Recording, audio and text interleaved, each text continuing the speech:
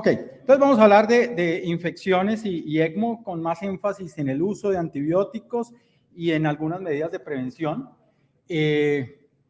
Todos ustedes lo saben, pues el gran énfasis y la diseminación de ECMO en el mundo aparece cuando viene H1N1 hacia el 2009 y el 60% de los ECMOs que se ponen actualmente en el mundo, y probablemente pudo ser mucho más cuando tuvimos los grandes aflujos en cuidado intensivo de coronavirus, la mayor cantidad de ECMO se han puesto por infección. Y esto no solo es COVID, también otras infecciones como las hemos manejado en los últimos años. Después vendría ya otras causas de choque y otras causas respiratorias, pero claramente infección fue lo que hace que se dispare el uso de ECMO en el mundo. Y pues digamos que el problema de ECMO es que también conlleva un riesgo de infección, tanto por canulaciones, por inmunosupresión propia que conlleva, como por las comorbilidades del paciente. La prevalencia de infecciones asociadas a la atención de salud de cuidado intensivo en ECMO en la época prepandémica, en los registros que había grandes, decía que podía ser hasta el 20%. Pero cuando vemos e incluimos los casos de coronavirus, vemos que puede ser hasta entre 8 y 64%, con una incidencia entre 1.7 a 85.4 por 1000 días de ECMO y una mortalidad cuando el paciente con ECMO se infecta que oscila entre 31 y 75%. El riesgo relativo de muerte aumenta 30% cuando el paciente en ECMO se nos infecta. Y de ahí que todas las medidas de prevención que podamos hacer claramente están justificadas. Las enfermedades infecciosas, como tal, y aquí quiero presentar un punto, han cambiado un poco en lo que ha surgido. Cuando yo estudié medicina, decía, mire, esto era un triángulo, una relación entre el paciente que puede ser vulnerable y favorecer la presencia de infecciones, un patógeno, un microorganismo que lo infecta y unos antimicrobianos que luchan con esto. Pero aparece la resistencia bacteriana y aparece un punto muy importante y es que nos empezamos a dar cuenta que la propia flora de nosotros, mi sangre, mis bacterias, se vuelven de un momento a otro patógenas por diversas razones. La principal, abuso de antibióticos. Presionamos y seleccionamos y mi propia flora se vuelve resistente. Entonces ese paciente que está colonizado resulta que se puede volver un patógeno y encima es resistente por la interacción que tiene con los antimicrobianos y por cosas que suceden con el paciente. Y de ahí que tenemos que hay grandes problemas.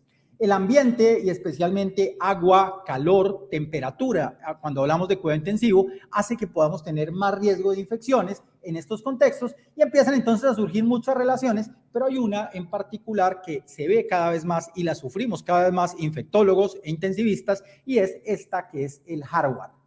Toda pernito, perno, tornillo, tuerca, válvula, dispositivo, catéter nos implica básicamente diversas relaciones que hacen que sean más difíciles y a veces imposibles de tratar estos pacientes. Cuando tengo hardware, las bacterias en particular hacen lo que llamamos biopelícula, Candida albicans también lo hace. ¿Y qué es biopelícula? Pues que simplemente tenemos una colonia bacteriana, las bacterias no piensan o no actúan como individuos, actúan como colonia. Unas bacterias de esa colonia se van a volver metabólicamente inertes, es decir, su única función es vivir y mantener la información genética y son las que están pegados a los dispositivos.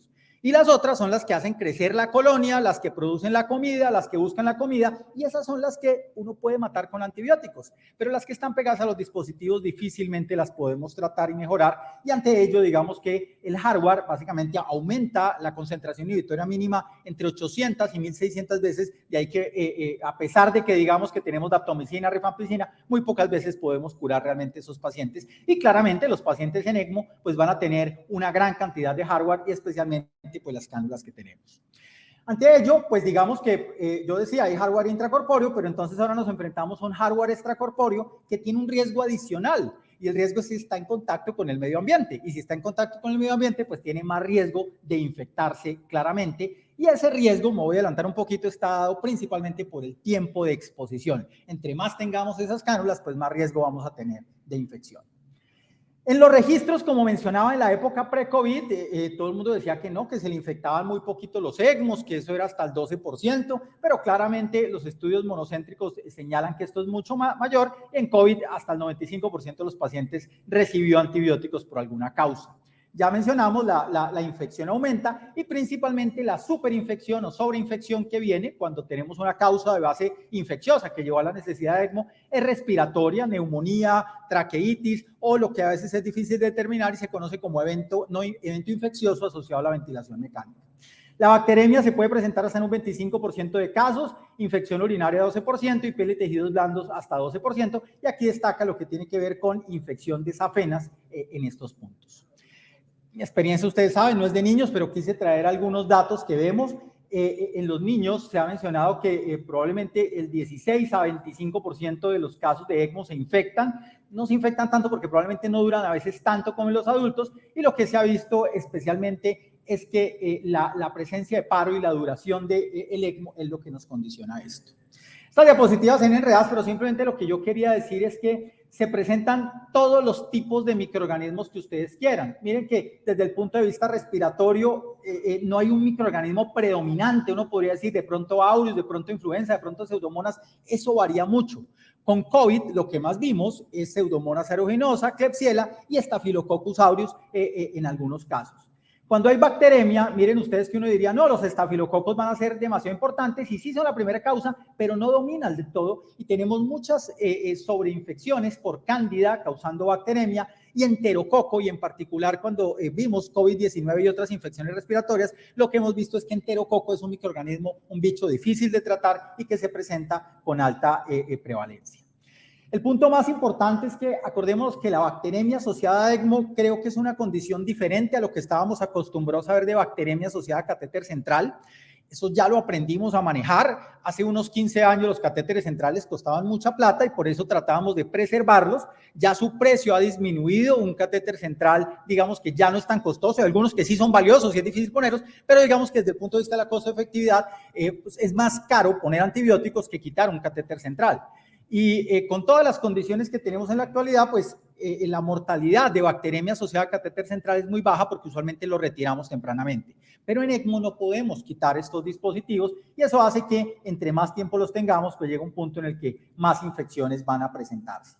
Y hay que tener en cuenta que no solo son las infecciones que aquí ustedes lo ven en la línea naranja, bacteremias, sino que las infecciones respiratorias prácticamente desde la hora 48 son bastante prevalentes en ECMO, llegando a tener, bastante incidentes, una incidencia entre 20 y 30%. Después de que pasan algunos días empieza a bajar, pero claramente estos pacientes se nos infectan mucho y eso condiciona, ya lo mencionamos, mortalidad. Me llamó mucho la atención esta publicación en un journal brasilero. Los que veo que están escribiendo mucho de infecciones y ECMO son los chinos. Ellos tienen una metadata importante, lo que tuvieron de COVID y lo que tenían antes, y claramente, vuelvo y lo señalo, lo que más tiene relación sobre cualquier otra variable y cualquier otra comorbilidad que tenga el paciente sobre infección es la duración del ECMO. Entre más dure, vamos a tener más puntos para la presencia de infección. Ante esto, volvemos y lo señalamos, los pacientes en ECMO muchas veces están inmunosuprimidos per se porque tienen VIH, tienen neutropenia, tienen alguna situación, pero también porque iatrogénicamente los inmunosuprimimos, sean trasplantados o les ponemos esteroides para COVID. Y aparece una desregulación, así es como se escribe, por la presencia del ECMO en donde la opsonización está alterada, donde la función neutrofílica puede estar alterada. Los pacientes de edad avanzada, no en el estudio que les mostré anterior, pero sí en algunos han tenido más riesgo de infección, mayor gravedad de la enfermedad antes del ECMO, un trastorno autoinmune subyacente, la canulación central versus la periférica y el abordaje de una canulación quirúrgica versus percutánea son otros factores que se relacionan con la mayor posibilidad de infección en ECMO. Con orgullo mostramos el trabajo de Catalina Marín, enfermera de nuestra institución, que lo publicó y les recomiendo que lo revisen en la revista CES, donde empieza a abordar un problema que nos ha afectado mucho en nuestro programa, pero que no solo a nosotros nos afecta, afecta a todos los programas de ECMO, y es justamente las complicaciones de los sitios de canulación, donde la literatura básicamente está escrito que pueden presentarse entre el 20 y el 25%. Aquí Catalina en 51 casos se encuentra que el 13% tiene infección, hay un 4% que llega a tener dehiscencia justamente de ese sitio de canulación y un 2% esto. Ustedes han visto que esto es catastrófico porque implica a veces incluso riesgo de mortalidad, grandes problemas, y lo vuelvo a señalar, hasta el 22% de los pacientes en ECMO en algunas series de algunos estudios, esta es la Universidad de Pensilvania, también registran esto. Muchos seromas, alrededor del 30%, hematomas, 39%, y 22% infecciones en una infección difícil de tratar, que es la endarteritis infecciosa. Es el vaso sanguíneo que está infectado. Los cirujanos entonces ahí nos ayudan, hacen un proceso corte, manejo quirúrgico de esto, pero a veces es difícil de controlar y estos pacientes pueden, yo siempre lo digo entre comillas, desocuparse por ahí o sangrar masivamente. El 24% de los pacientes se someten a intervenciones quirúrgicas, y un punto que uno ve en la literatura es que muchos de estos pacientes, hasta el 70%, no solo colocan, por ejemplo, parches de pericardio y otros puntos, sino que ponen colgajos musculares para controlar estos casos. En los pacientes de trasplante hay más incidencia de estas complicaciones. Creo que esto tenemos que verlo bien en nuestro programa, y bajo estos puntos creo que hay que insistir mucho más en la prevención hacia estos contextos. Otros procesos que vemos en ECMO que hacen que sean difíciles de tratar para todos los días, enfermería, para cuidado intensivo y para nosotros como infectólogos, es que estos pacientes, pues muchos están con hemofiltro o muchos por el solo ECMO no hacen fiebre.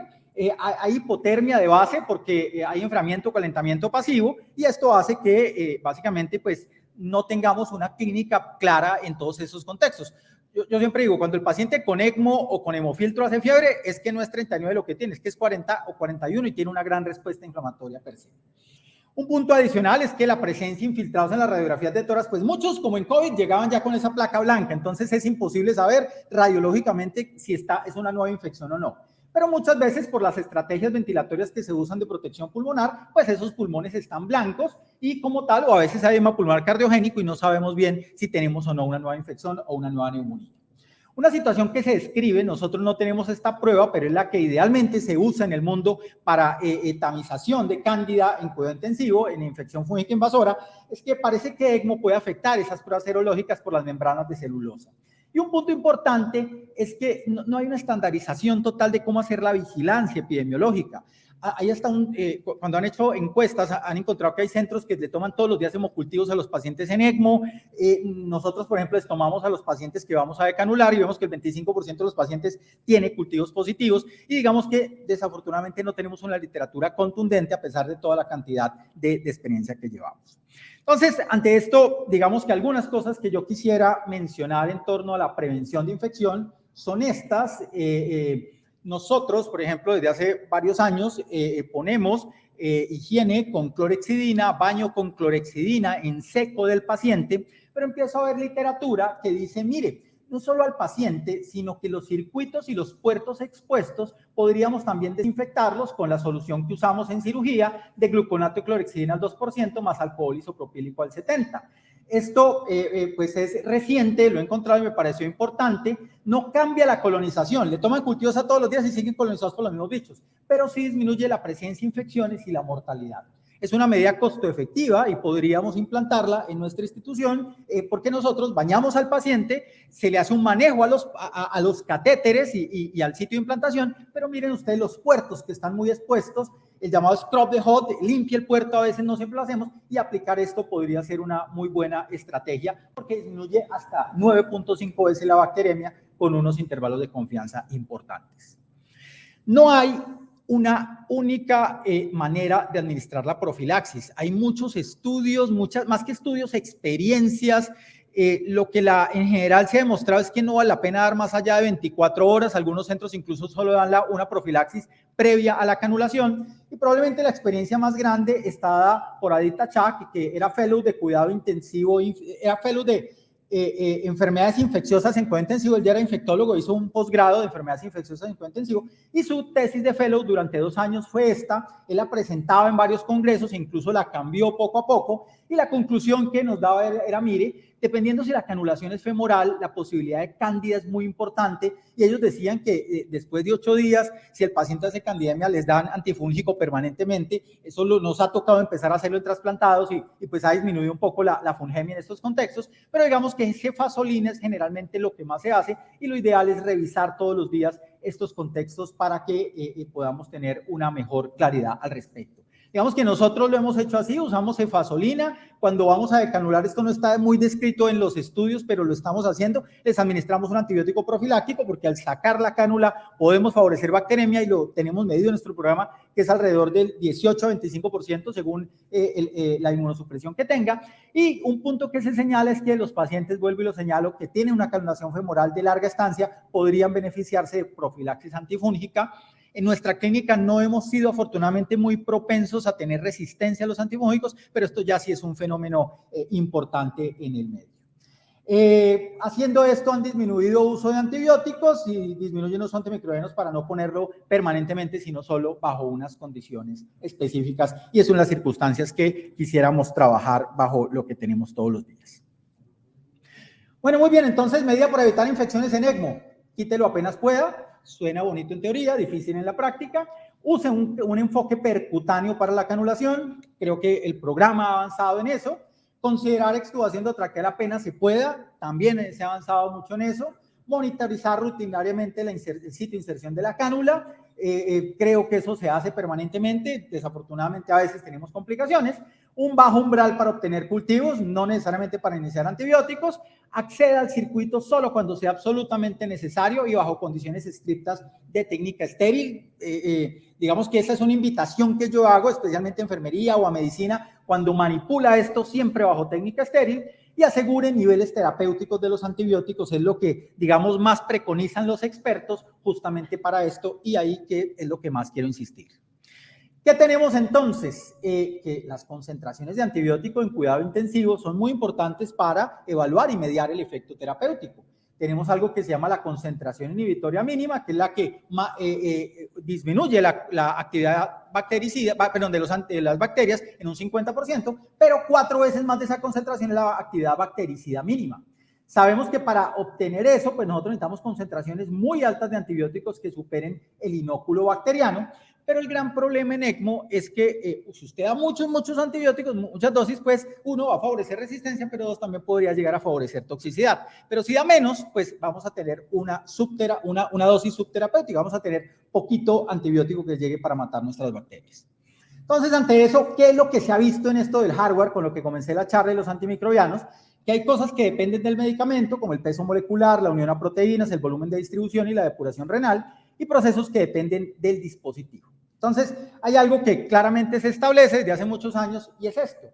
Antibióticos que tienen un peso molecular elevado, como la teicoplanin, no la tenemos en nuestro medio, quinupristin, dalfopristin, pero sí vancomicina y colistina, miren ustedes, podrían llegar, y este es el punto que se maneja de un peso molecular de 1000 kilodaltos, podrían a veces llegar a quedar secuestrados en los circuitos de circulación extracorpórea. Entonces, eso implica que siempre que usemos esto, habría que dar una dosis adicional o un poco de dosis mayor. Los que están por menos de 500 en teoría no deberían quedar tan atrapados.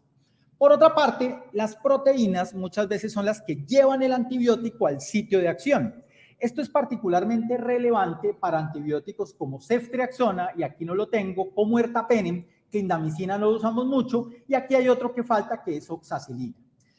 Cuando usted tiene hipoalbuminemia, pues resulta que esta es la albúmina y este es el antibiótico. La albúmina le lleva el antibiótico al sitio de acción. Pero si usted tiene poquita albúmina, pues resulta que no va a llevar todo el antibiótico. Y esto entonces hace que podamos tener fallas terapéuticas. No está muy estudiado en cuidado intensivo, con lo que más está estudiado es con ceftriaxona y con ertapenem, y no está claramente estudiado en ECMO, pero podría ser un acondicionamiento de falla terapéutica, y de ahí que muchos expertos han señalado que si vamos a usar ceftriaxona en cuidado intensivo o en medicina de urgencias, la usemos cada 12 horas, por si existe hipoalbuminemia, y así se repone un poquito el pool y alcanza a llevar algo de antibiótico. Con ertapenem no está tan claro administrarlo cada 12 horas, y con otros antibióticos como oxacilina, como asteronal, lo que usamos son infusiones continuas o infusiones extendidas que permiten que tengamos una mejor distribución. Entonces, mensaje 1 con antibióticos: dosis altas, al menos al inicio, después las bajamos porque pueden llegar a tener problemas. Tener en cuenta ceftriaxona y ertapenem, administrar cada 12 horas, segundo mensaje, pero tener en cuenta también este mensaje que conocemos desde hace mucho con lo que teníamos en salas de cirugía de uso de circulación extracorpórea. La circulación extracorpórea nos hemodiluye al paciente, nos causa algo de respuesta inflamatoria sistémica, nos aumenta el volumen de distribución, es decir, queda diluido el antibiótico. 2, esa misma respuesta inflamatoria sistémica causa hiperdinamia, los antibióticos ya no se unen tanto a proteínas y la depuración renal puede aumentar a hiperfiltración. Entonces, si yo orino mucho, pues claramente hago que la concentración del medicamento en sangre baje. Pero puede pasar que, ya Santiago nos mostró, hay falla renal, aislamiento pulmonar, disfunción orgánica, y entonces ahí el antibiótico no se elimina tanto. Entonces me lo guardo más y eso aumenta la posibilidad de efectos secundarios. Entonces el antibiótico podría aumentar su tamaño, o su concentración, perdón, sérica. Entonces, ¿qué es lo que hemos visto en la vida real? Y aquí me quiero referir a lo que tiene que ver con circulación extracorpórea en cirugía cardíaca, que pienso es la base para la extrapolación del manejo de antibióticos en ECMO en la unidad de cuidado intensivo. Denis Maki, primer infectólogo intensivista graduado en Estados Unidos con los 2 títulos formales, quien básicamente nos enseña mucho sobre bacteriemia asociada a catéter, estudió mucho esto con cefalosporinas y dijo, mire, al inicio de la extracorpórea, la cefazolina y la vancomicina bajan radicalmente, y por eso siempre hay que dar dosis de carga. Hacia la mitad de la extracorpórea se mantienen estables y al final de la extracorpórea incluso pueden subir sus concentraciones. De ahí que por eso en muchas escuelas, como la de nosotros, seguimos manteniendo usar 24 horas bajo estos contextos. En los últimos años ha habido algunos estudios que dicen, mire, eso en realidad no cambia la concentración, pero hay otros que dicen que sí, y hasta 41% podría disminuir vancomicina o cefalosporinas. Los europeos usan más cefuroxima para profilaxis, nosotros usamos más cefazolina, y digamos que ante estas variaciones que se han presentado, la literatura ha llegado a decir, mire, para evitar esas variaciones que hay del sube y baja de la concentración de cefazolina durante la circulación extracorpórea, ¿por qué no da un bolo antes de iniciar la cirugía y después le pone infusión para 24 horas? Y eso es lo que hemos empezado a hacer. Desde el punto de vista farmacocinético, eso básicamente ha demostrado que aumentan las concentraciones en comparación como dábamos los antibióticos antes, cada 6 o cada 8 horas. Y es un punto, y lo que nosotros estamos viendo es que sí disminuye la infección, y estafilococo en particular nos ha disminuido. ¿Qué ha pasado? Que al dar cefazolina mucho tiempo, lo que antes hacíamos que le dábamos 5 o 7 días de cefazolina, y a veces lo hacemos en los pacientes con esterón abierto, eso aumenta el riesgo de Clostridioides difficile, y que si hay un entorno con una MIG elevada, pues no se debe usar cefazolina. Por ahora nosotros no tenemos esa MIG tan elevada y lo seguimos usando, y es una estrategia que hacemos. Entonces ya vamos al ECMO. El ECMO, entonces, ya dijimos, aumenta respuesta inflamatoria sistémica, aumenta gasto cardíaco y aumenta volumen de distribución. El antibiótico queda diluido. Si yo antes tenía este antibiótico diluido en esto, ahora lo tengo diluido en esto, en mucho más agua. Entonces la concentración de antibiótico que tengo es mucho menor por gramo de tejido o por mililitro. Aumenta la depuración, entonces disminuye la concentración plasmática y nos expone a resistencia, pero vienen otras condiciones específicas del dispositivo, más allá de la fisiopatología de la infección, como la hemodilución, porque pasamos muchos líquidos, el secuestro del antibiótico en el circuito y la disfunción orgánica que nos puede favorecer toxicidad. Entonces, en este común circuito vemos que un punto muy importante es lo que llamamos el volumen de distribución. Para mí el mejor ejemplo es esto, queda diluido. Pero ojo, porque hay 2 diferencias importantes que tenemos, y en el recorrido de lo que hemos aprendido en cuidado intensivo nos dimos cuenta de unas situaciones. Hay unos antibióticos que son hidrofílicos. Esos antibióticos que son meropenem, las cefalosporinas, aminoglicósidos, vancomicina, tienen poca penetración intracelular y sobre todo están, digamos, en nuestra sangre. El volumen de distribución se altera mucho, y una cosa que nosotros veíamos con ECMO y digamos que la primera literatura que apareció era de antibióticos en ECMO pediátrico, veíamos que los ECMOs pediátricos pues tienen una hemodilución muy importante, y en estos contextos pues esos antibióticos quedan muy diluidos y había que dar más dosis de antibiótico. Entonces, digamos que durante la primera generación que vimos y los primeros casos que nosotros veíamos de uso de antibióticos en ECMO, en neonatos y en pediatría, todo era mega aumente la dosis. Y eso también entonces decidimos aplicarlo en adultos. Lo que vemos es que en pediatría ya hay más evidencia, ya se ha avanzado más, y digamos que en general hay algunas estandarizaciones de antibiótico y no hay que subirlo tanto, probablemente sí vancomicina, fluconazol, caspofungina, pero en los otros no necesariamente sí la clave es dar dosis de carga y dar infusiones extendidas o infusiones continuas y asegurar los antibióticos bien por el peso. Miren ustedes que el adulto no requiere tanto líquido y entonces queda menos hemodiluido, y de ahí que lo que se empezó a ver es que los procesos fisiológicos eran diferentes y que las megadosis que estábamos usando en niños no necesariamente eran extrapolables a adultos. Cuando empezamos a trabajar en esto, pues claramente los niños tienen órganos más inmaduros y hacen que las dosis sean diferentes, y cuando empezamos a de verdad estudiar qué es lo que pasa en adultos, nos dimos cuenta que no había que dar dosis tan altas. Pero surge una circunstancia y es el secuestro. A mí jamás se me olvidaron los primeros pacientes en ECMO, no se dormía y no se dormía y no se dormía, megadosis de fentanil, de midazolam, y digamos que al revisar la literatura al principio parecía esto. Lógicamente con los cambios de las membranas esto viene a cambiar. Pero sí se ve que, por ejemplo, en el purgado de neonatos se puede diluir y perder hasta esta cantidad de ampicilina y de otros antibióticos.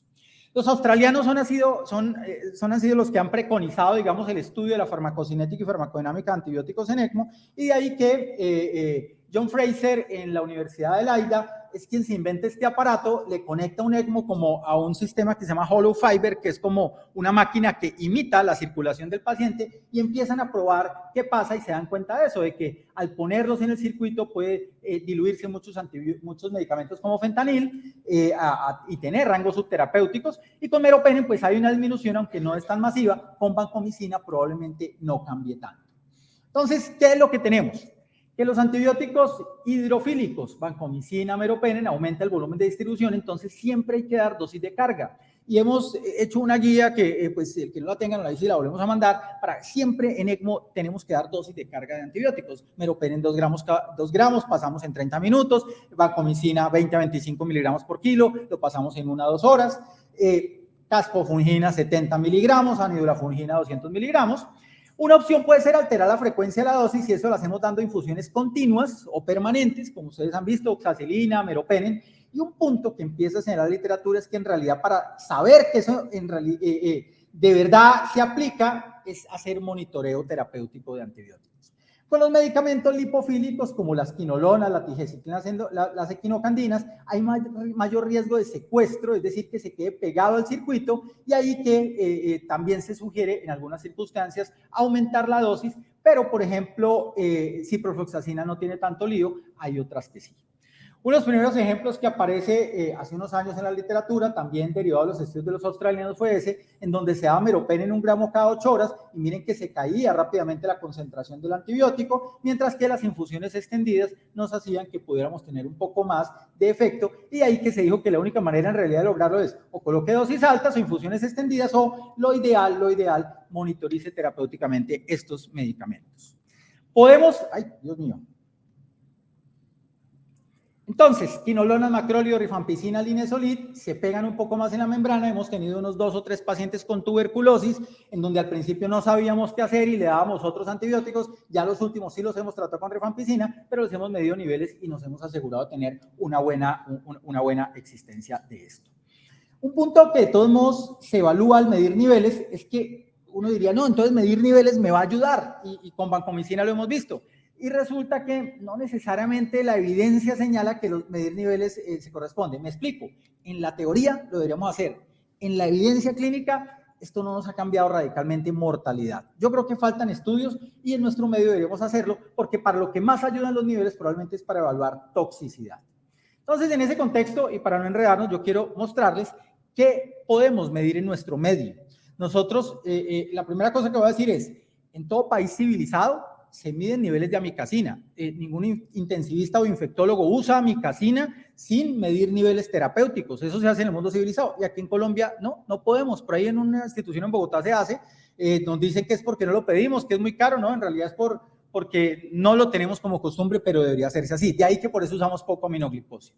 Nosotros podemos medir niveles de ampicilina, y cuando medamos niveles de ampicilina, si la ampicilina está cada 4 horas, y me explico, la primera dosis fue a las 8 de la mañana y la segunda a las 12, si yo quiero medir el 50% del tiempo sobre la MIC, que es lo que usualmente quiero medir, tomo la muestra a la mitad de la dosis. Es decir, si le di la dosis a las 8 y la otra a las 12, le tomo la muestra a las 10 de la mañana.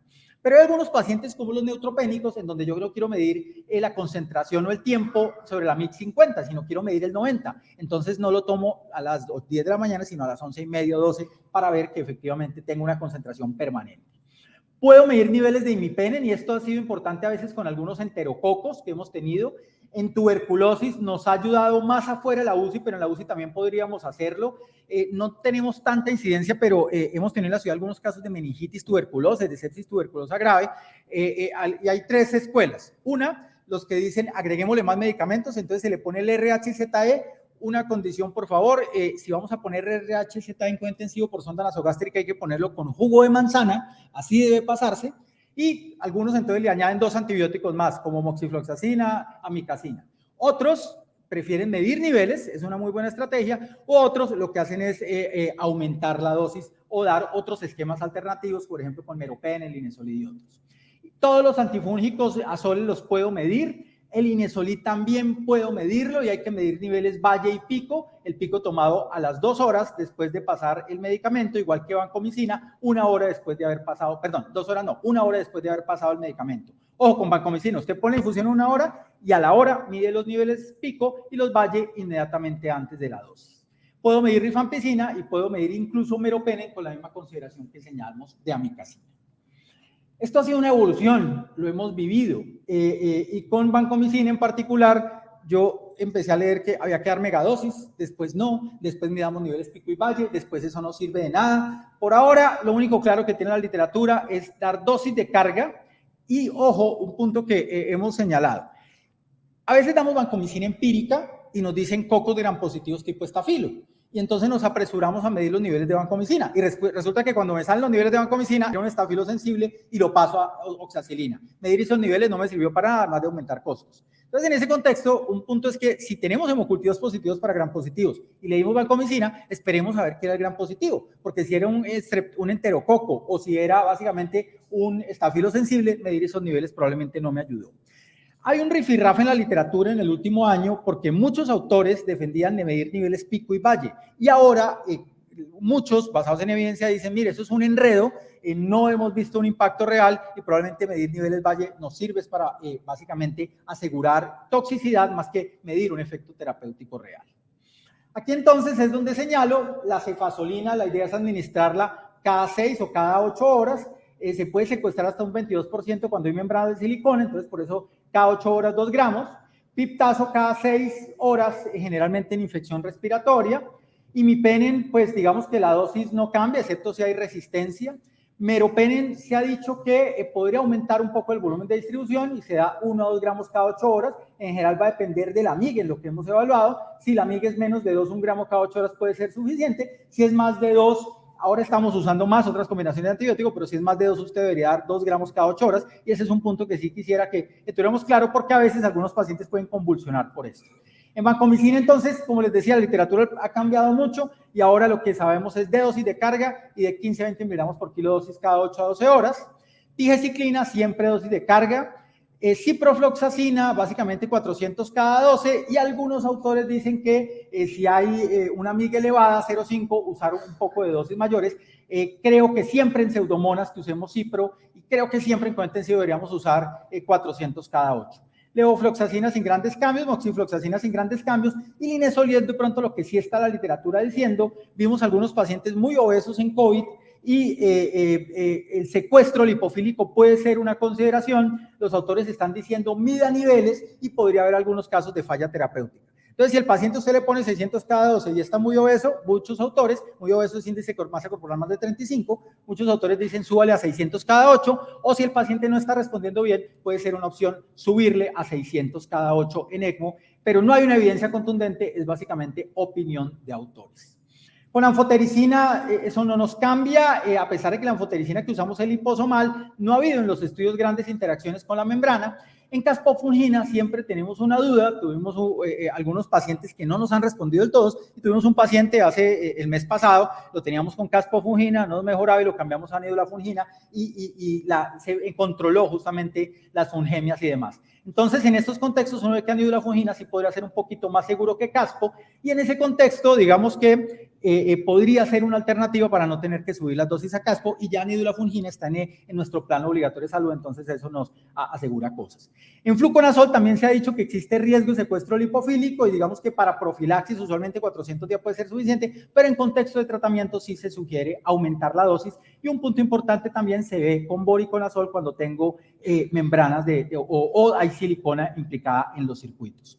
Con ganciclovir, por ejemplo, no estaba muy clara la dosis cuando hemofiltro, pero sí está claro que la dosis en ECMO es la misma, y con etambutol, rifampicina y piracinamida hay que hacer niveles y hay que mega aumentar la dosis. Entonces, a lo que vamos, y pues ya creo que me estoy empezando a pasar del tiempo, a veces cambia con cada paciente y vemos que hay que estar pendiente de la literatura en lo que empezamos a tener de nuestros contextos. Y un reto grande que tenemos justamente es ECMO más hemofiltro. En hemofiltro muchas veces lo que hacemos es bajar la dosis porque el paciente tiene falla renal, pero en ECMO, como hemos visto, hay que mantenerla igual o aumentarla. Que generalmente dice la literatura y los expertos, porque tampoco hay un punto, mantenga las dosis usuales, ¿sí? A veces en hemofiltro, incluso con vancomicina y con meropenem, tenemos que dar dosis mayores porque quedan diluidos. Lo que se sugiere es mantenga las mismas dosis, no empieza a disminuir dosis porque tenemos problemas. Una circunstancia en particular que ha señalado la evidencia con ceftazidimab, Ivactán y ceftolozano tazobactam, los dos antibióticos más nuevos, es que la gente se muere más cuando damos dosis más bajas, y eso es lo que encontraron en los estudios incluso pivot. De ahí que eso que dice en el propio brochure, muchos autores lo critican, y pues yo creo que en estos contextos de ECMO y hemofiltro hay que dar la dosis normal. Además, hay que tener en cuenta esto que se llama coeficiente de Sibin, que es lo que usualmente hace que pueda pasar el antibiótico fácil por las membranas. De pronto en imipenem siempre y en ceftazidimab, como ustedes ven, tienen uno alto, y eso podría hacer que se queden pegados, entre comillas, más fácil. Y de ahí que, vuelvo y lo insisto, con ceftazidimab y Ivactán yo creo que hay que tratar de dar dosis normales o usuales. Y también, si tenemos una ultrafiltración muy grande, saber que le sacamos antibiótico al paciente y hay que darle más cantidad de dosis de antibiótico. Por último, digamos que yo creo que hay que hacer niveles cuando tenemos pacientes que no nos están respondiendo bien, y hay que tener en cuenta que a veces hay rangos terapéuticos estrechos. Yo pues traje esto en inglés, no lo traduje no por la pereza de no traducirlo, sino para mostrar que en realidad es otras personas lo que proponen lo que nosotros también hemos visto y sufren igual que nosotros, y esto es básicamente de un encuentro de varios intensivistas que trabajan mucho con ECMO y se reúnen y dicen, bueno, ¿cuáles son los puntos de investigación en infecciones y ECMO? La profilaxis, ¿qué hacemos? Sobre todo cuando se decanula. Nosotros la damos, y como les menciono, nosotros vemos que el 19% de los pacientes tienen hemocultivos positivos. Yo creo que ese es un punto que vamos a tener que escribir, porque eso no está tan claro. Otros grupos que yo les he preguntado no ven tanto eso, pero en muchos grupos no lo hacen por protocolo. ¿Hay algún rol para obtener cultivos de vigilancia? Personalmente creo que no, y aquí pongo mis opiniones personales. Es mejor lo que definimos como umbral bajo para poner antibiótico, tomar muestras. ¿Debería la clorexidina usarse en los apósitos impregnados? Sí, y lo hacemos y hay que defenderlo. Los Tegader que tienen con clorexidina claramente nos ayudan mucho más. Sí pueden ser un poquito más costosos, pero definitivamente nos ayudan para ver cómo están los circuitos y para evitar infecciones. Y si hay un bundle, un paquete de medidas establecido, así como hacemos para catéter central para neumonía, yo creo que deberíamos empezar a escribir eso y establecerlo. Ya en relación con el diagnóstico, cómo asociar las infecciones, nosotros, por ejemplo, el Comité de Infecciones tenemos un punto aparte, tenemos bacteremia asociada a ECMO, como un ítem aparte de bacteremia asociada a catéter central. ¿Qué hacer cuando vamos a tener que el sitio de la canulación se ve infiltrado, se ve rojo? Si hacemos básicamente cultivos alrededor de la pared, pues yo aquí sí lucho contra lo que he aprendido como infectólogo y lo que mis profesores me enseñaron, y pues lo que hacen los nefrólogos. Mi esposa es nefróloga, entonces manejo muchos casos con ella, y pues los nefrólogos sí funcionan en esos sitios. El nefrólogo tiene un catéter que le debe durar meses o años, y ellos lo funcionan para tratar de asegurar esos catéteres, y por ahí en una oportunidad nos tocó, pero a veces sí vale la pena hacer eso. Creo que no debe hacerse siempre, y si se toma es con técnica estéril. Cultivar las puntas del catéter yo no creo, yo creo que es mejor los hemocultivos. ¿Y cuáles son entonces las duraciones apropiadas de antibióticos? Yo creo que deben ser variables, pero generalmente son las mismas. Pero si hay bacteremia recurrente, a veces es que hay biopelícula y se quedan los antibióticos pegados. ¿Cuándo cambiar las cánulas? Concepto personal, cuando hay multiresistencia, falla terapéutica demostrada por 2 recurrencias de hemocultivos positivos, y esto me lo invento y es lo que he visto, y cuando veo que la primera vez yo no insisto mucho en que quitemos el catéter, demos el antibiótico, la segunda dan, pero cuando ya hay 2 recurrencias, pues sí, ustedes han visto que vamos y hablamos y yo les digo, hey, miremos a ver si podemos cambiar. Sé que a veces no se puede. Y un punto importante es que tenemos que hacer más niveles terapéuticos, especialmente de carbapenémicos. Yo pues les agradezco mucho, primero, el trabajo que ustedes hacen todos los días con los pacientes, la dedicación, habernos escuchado, y pues esta presentación yo se lo dejo a la doctora Gloria para que se las envíe. Muchas gracias, muy amables.